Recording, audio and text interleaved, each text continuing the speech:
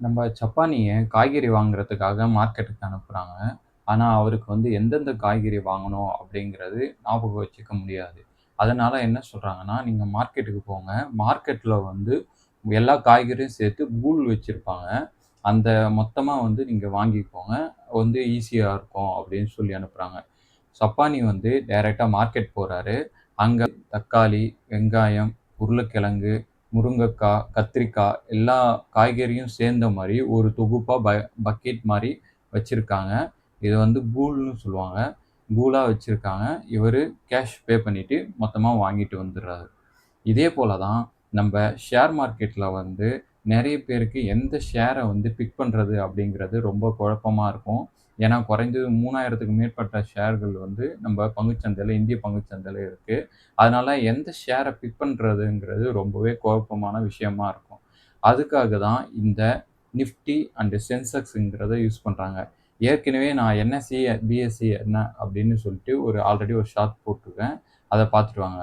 இந்த ஜப்பானி எப்படி ஒரு மார்க்கெட்டுக்கு போயிட்டு ஒரு கலெக்டிவான காய்கறிகள வந்து வாங்கிட்டு வந்தாரோ, அதேபோல நீங்க என்எஸ்இ மார்க்கெட்டுக்கு போயிட்டு ஒரு கலெக்டிவான ஸ்டாக்ஸ வந்து வாங்குறீங்க அப்படின்னா, அது வந்து நிஃப்டின்னு சொல்லுவாங்க. அந்த பக்கெட்ல மொத்தம் 50 பெரிய நிறுவனங்களோட பங்குகள் இருக்கும்.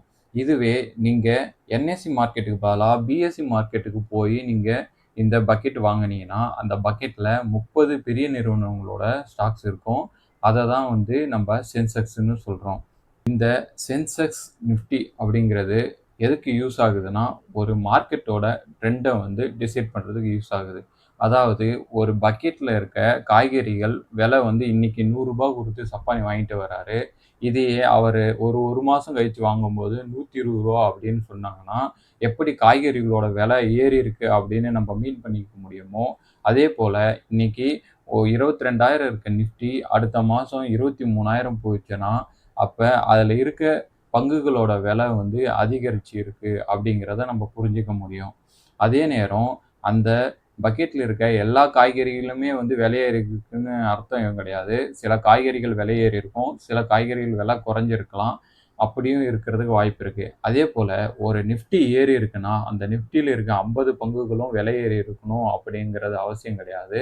அதுல இருக்க சில பங்குகள் வந்து பயங்கரமா ரிட்டர்ன் குடுத்திருக்கலாம். சில பங்குகள் வந்து ஏற்கனவே இருந்த விலைய விட கம்மியாவும் ட்ரேட் ஆயிட்டு இருக்கலாம்.